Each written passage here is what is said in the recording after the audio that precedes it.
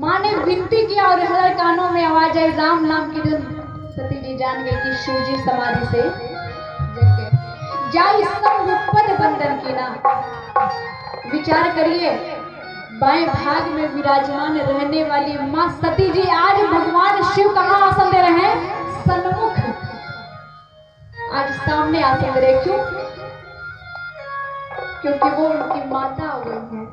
उन्होंने माता का वेश बना लिया है, बड़ी है, पूजनीय है, इसलिए सामने बैठाया।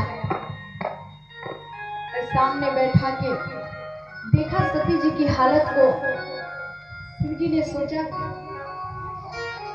कि क्यों ना मैं इनको भगवान राम की कथा सुनाऊं। देखिए, जब कोई बीमार होता है तो उसे दवा की आवश्यकता होती है ना। जब कोई बहुत कमजोर होता है तो डॉक्टर क्या कहते हैं कि इनको बोतल चढ़ाना पड़ेगा। तो माता सती जी भी बहुत कमजोर हो गई थी।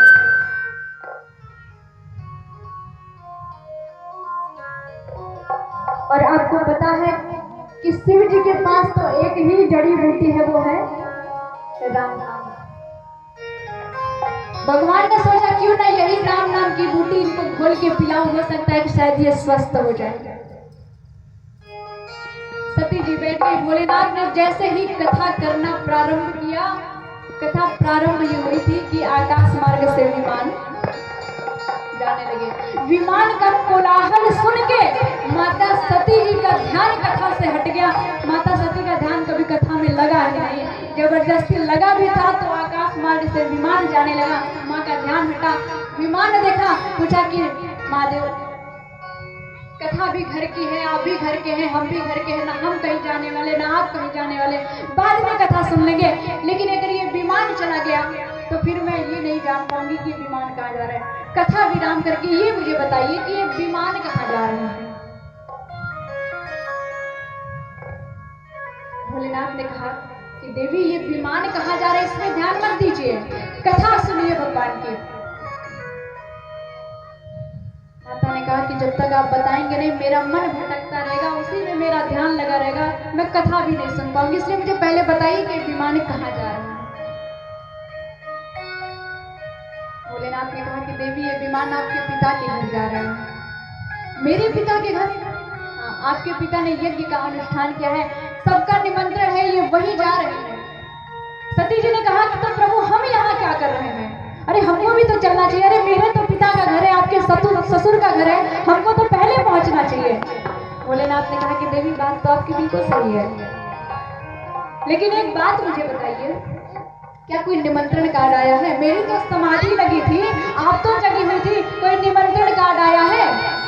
सती जी ने कहा कि नहीं। अच्छा तो कोई दूत तो बुलाने आया ही होगा? कहा कि नहीं प्रभु, दूत भी नहीं आया। तो भोलेनाथ ने कहा कि देवी जब कोई कार्ड आया नहीं, दूत बुलाने आया नहीं, तो हम जाएंगे कैसे?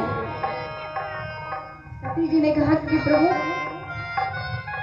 पिता, गुरु, मित्र और पति, इस 4 जगह बिना निमंत्रण के जाया जाता है। भोलेनाथ ने कहा कि देवी आपकी बात बिल्कुल सत्य है, परंतु कब? जब वहां कोई अपमान करने वाला ना हो तब।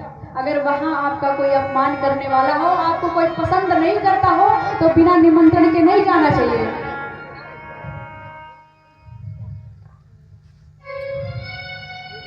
और आपके पिता तो मुझे अपना सबसे बड़ा शत्रु समझते हैं, इसलिए देवी वहां जाना उचित नहीं है। वहां जाने से अपमान ही मिलेगा, सम्मान नहीं मिलेगा, इसलिए मत जाइए। सती जी ने कहा कि अगर आपको नहीं जाना तो मत जाइए, मुझे तो जाने दीजिए, मेरे तो पिता का घर है, मेरे पिता है, कोई मेरा दुश्मन तो है नहीं कि मेरे जाने से उनको कोई कष्ट होगा, इसलिए। और मेरा मन भी काफी दिन से व्याकुल है, अगर आप कहें तो मैं मायके हुआ हूँ, अपनी बहनों से मिलूंगी, माँ से मिलूंगी, सखियों से मिलूंगी, तो मेरा मन थोड़ा हल्का हो जाएगा। बहुत समझाया भोलेनाथ ने।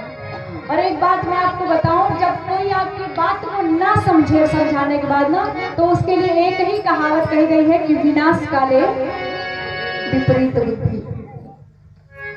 जब विनाश का समय नजदीक आता है ना, तो अगर भगवान भी खड़े होकर समझाए ना, तो उसकी बुद्धि में बात घुसती नहीं। क्यों? क्योंकि अब उसका पतन होना निश्चित है।